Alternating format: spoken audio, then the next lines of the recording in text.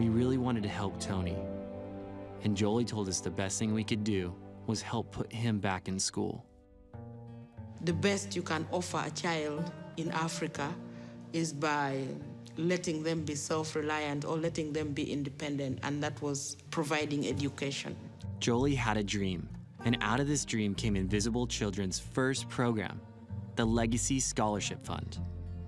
Some of your lives had ended because of the war. Many of you were abducted, and so many of you could not afford school fees because you were displaced. But I'm so proud to see all of you right now because you are the next leaders. You are the next member of parliament to make the law. You are the next doctors to treat. You are the next teachers. And I am so proud of you. The goal was not to give handouts, but to create future leaders of Uganda that would take care of their own country.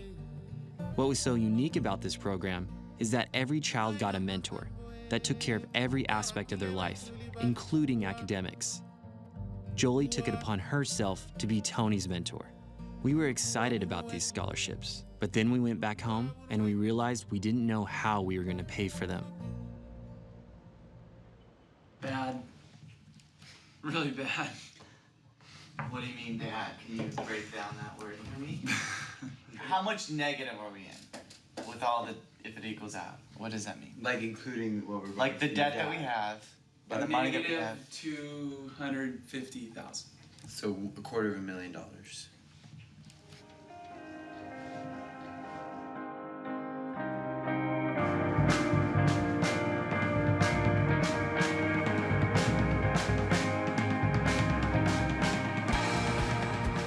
Luckily, we had an idea. We got young people to drive across America in vans and share the story of Tony with high schools and colleges. They used their talent to raise awareness and money for the kids in northern Uganda. We called these full-time volunteers roadies. They were sacrificing a crucial time in their lives to bring the story of Uganda to America. They are the best of the best. These people are not only dedicated, they don't just have the spirit, but they have character, they have a willingness to learn, they have humility. They're okay to get on stage and have 2,000 people applaud them and then load boxes for the next 2 hours, and they're not too big for that. It's so hard when you're on the road and you're constantly going. You have 80 to 90 screenings, 3 to 4 hours of sleep a night for 10 weeks straight, drinking so much coffee to stay awake. I did not realize how much work would go into it. You're in like a perpetual state of delirium for like 4 months. They're coming because of their commitment to northern Uganda and putting kids in school and seeing this war to an end. The roadies not only go out there and raise money for scholarships in northern Uganda, but they also inspire people to get politically involved to stop Joseph Kony and end the war. Your job is to come with a story that is gonna start a fire, and then you have to move on, but you've awakened them to the realization that they can affect change. A lot of times the roadies are the ones to be in the spotlight and get the applause, but the people that we meet, they're the ones driving this. It blows my mind to see that kind of dedication and drive in people, like in high schoolers and 15 and 16 years old, and they're changing the world.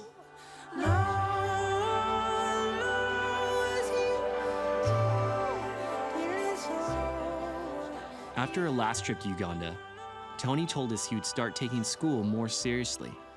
So 3 years later, we wanted to see how he was doing, and so we surprised him at school.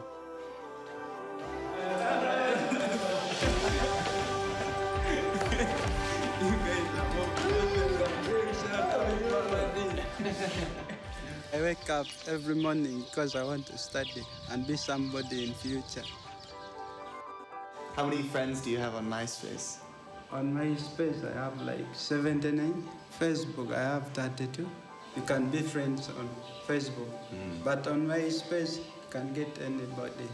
Even, I don't know if others are real. Even I found Rihanna. But I'm not quite sure because Rihanna is not from Czech Republic. So you feel like they're deceiving you? Yeah. She's not. You're right.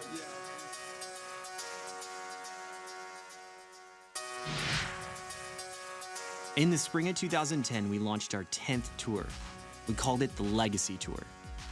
At this time, the LRA had left northern Uganda and moved to border countries like the DR Congo. Night commuting ended and displacement camps were dismantled. And for the first time in 2 decades, northern Uganda saw relative peace. But Joseph Kony didn't stop, so we knew we were gonna have to think bigger by introducing a bill into Congress to stop him once and for all. Well, the bill was huge in my roadie class. It was for Obama to come up with a comprehensive strategy for the United States to become involved with the removal or apprehension of Joseph Kony and rescuing his child soldiers. We put all the resources we had into getting the bill passed. On tour, the roadies reminded American citizens how to get involved and urged them to tell their congressmen to vote for the bill. The Legacy Tour was a tour that was unique. Ugandans coming alongside the American roadies. Bringing the actual stories and the victims and the survivors of the war to America to tell their story firsthand. Jolie called me and he told me that I'll be coming to America, and I could not believe it.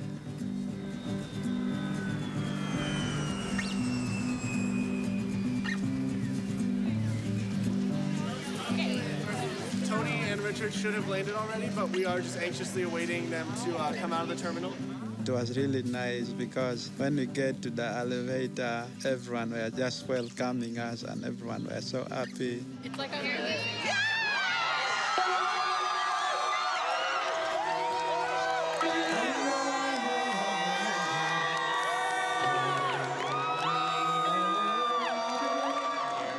I had a dream of visiting America before, and I couldn't believe that I was really there. I was so happy. I don't have what to say right now. I'm so excited to be here in the state. That is the first time I met Ned. He's this kind of guy who like making fun. He loves it when people laugh around. I'm so excited. I can't deny it. Come on, come on, come on, come on. Really? It's not what I meant when I said I want to be in a movie. My first day in the office, I met Nate. Wake up! And he's like, hey, I'm Nate. How's it going? Welcome to Invisible Children. And I'm like, cool, I am so overwhelmed right now. It's good to meet you. I feel like this is like Invisible Children boot camp. He has a very big heart. It's a very big heart, and he loves kids, and he loves having a good time.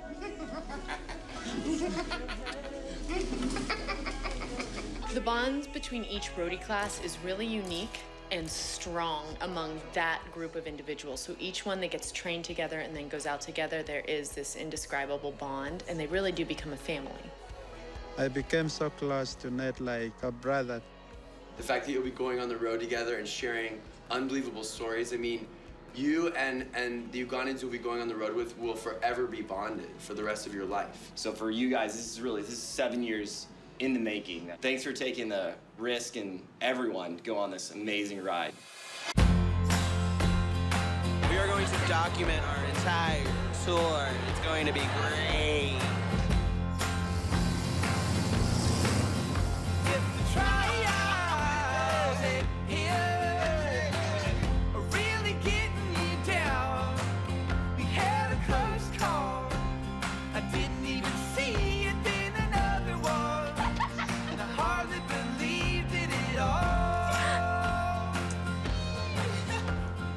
Mountain best forever. West Coast to the best coast, baby. I might find a little way to your heart. Now to the general store. For nothing specific, gonna wash my bones in the Atlantic shore.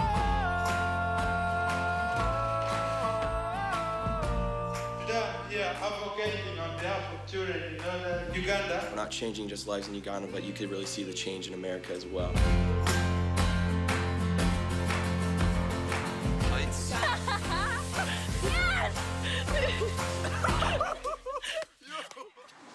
It's all about refill in America, yeah.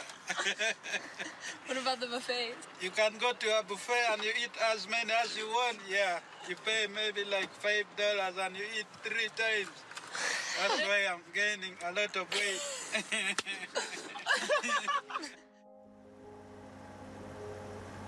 When a tour ends, it's our tradition to have all the roadies come back to our offices in San Diego to share the stories and highlights from the tour. I'd like to start by saying good morning, everyone. Thank you so much, Colin, for driving us through snow. I could not even say a word because I thought we were going to die. Thank you so much for the founder of Invisible Children for not forgetting about us. I remember I got those objections in a very big problem. I lied to them before, but Jolie has been behind me. She's changed my life. Jolie, you're like a mother to me. Without you, I was not going to be here at all.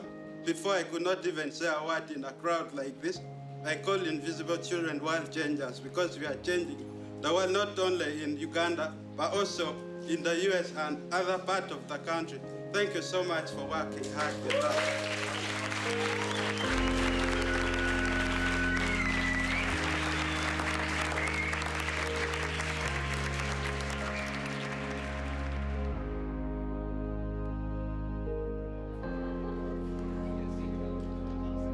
The roadies from specifically the Legacy Tour we're a really, really tight group. You love them and you've worked with them and you serve beside them. It's a bond that's really intense and you can't break it, but then you have to say goodbye.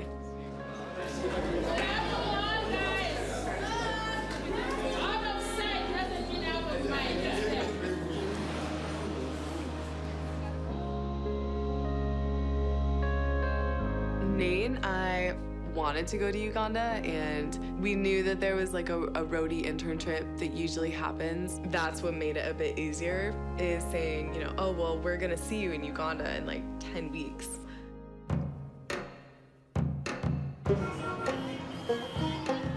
When we finally got to Uganda, we met up with Tony in Kampala, and it was one of the best reunions I've ever been a part of. It was so good to see him, and he kind of played our tour guide. Like, we were with him the entire time. I was so happy. I was really excited to see him again.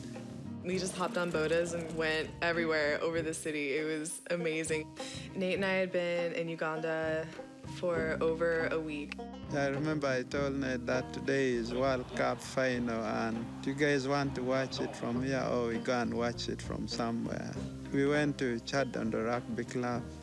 Everyone was in a really good mood. People were dancing and laughing, and it was a lot of fun. Nate and I we both kept looking at each other, and we were like, is this real? We are actually in Uganda, and we're watching the World Cup finale. This is unbelievable.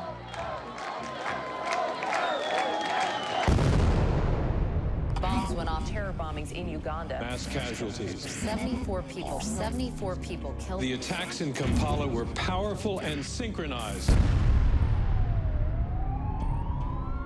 What should have been a gathering to celebrate, instead a scene of utter devastation. Football fans in Uganda, the victims of coordinated attacks. The timing, the location, the impact that it's clearly had, it would point in the direction of the Al-Shabaab group, which have connections with Al-Qaeda. They have no relation to the LRA other than the fact that they're both terrorist groups. I remember looking back over my shoulder at Nate, and he wasn't getting up. Nate was also behind, and he was holding his chest. Everyone just running away, and I couldn't carry him alone. He was trying to get an ambulance to move Nate because Nate wasn't doing well.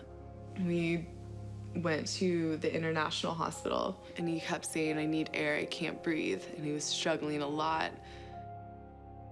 They took Nate away to look at him. The nurse said that he was going to be fine.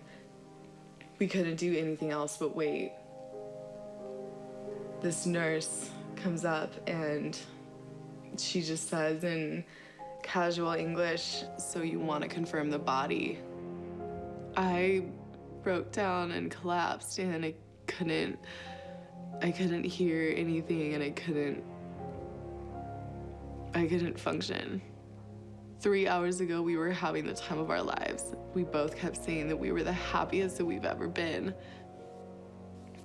And all within an hour, Nate was dead. And telling his parents was horrible.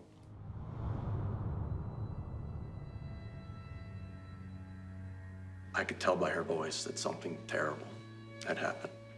She said, "Bob, Nate is dead. Nate is dead." It took us all a lot of time to deal with the reality of it, and we're still kind of saying this is surreal. He's going to come home at moments, logically knowing otherwise, but emotionally still being torn. A parent is not designed to lose a child, and siblings are not meant to bury their brother at such a young age. Through this, though, it is important to us that we make clear Nathan's purpose in being in Uganda at that time. He died doing the ministry that brought him the most joy. We know Nate's heart and his life was for the people of Uganda. His life ended too early, but we look at the few years God gave him on this earth, and we are humbled that he was used in such a powerful way. Many people live their whole lives hoping to make some sort of impact, and with just 25 years, Christ blessed him with a heart for the oppressed, and because of that, he has touched lives in the U.S. and Uganda.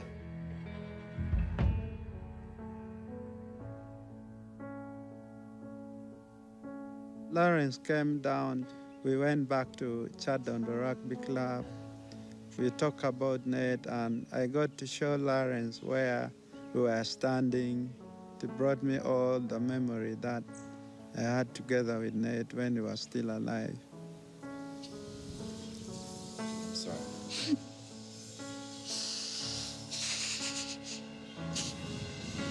Oh, it's not. It was sad to me, you know, like you feel responsible kind of because you created Invisible Children and these people are here because of something you created.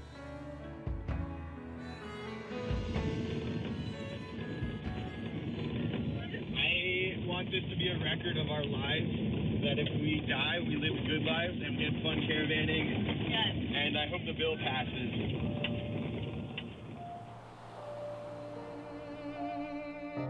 Mr. Speaker, Joseph Kony is perhaps the most wanted man in Africa. He is an indicted war criminal. He is a designated terrorist. This bipartisan legislation aims to spur the administration into devising a strategy to remove Joseph Kony from the battlefield. These young members of the Invisible Children organization know that no child should live in fear of being abducted or killed. With that belief, they have helped make the children of Uganda visible to us. And now, with this legislation, we have the chance to truly join in this cause. Nate did get to see the bill pass. I remember calling Nate and be like, are you kidding me? Like, everything that we've worked for paid off. Like, are you watching this? Did you see the thing on C-SPAN where they talk about Invisible Children and they talk about roadies? They're talking about us. Last August, I had the privilege of speaking with members of the Invisible Children organization who had come to San Diego for their training as what they call them, roadies. I cannot do justice to their passion, their commitment, and their dedication to do what is right. This is a journal that he wrote when he had come back from the Legacy tour. Done for now. Rescued to Bill being passed and living in a van with the future president of Uganda. What is my life? I have had an experience like no other and have come out rich. I have a massive international family now as well. I have come to find myself in the past year and a half. This roller coaster was not all smooth riding. It gave you pain, but the pure joy and good times beat it all. I left the East Coast broken with no direction, and I'm coming back a new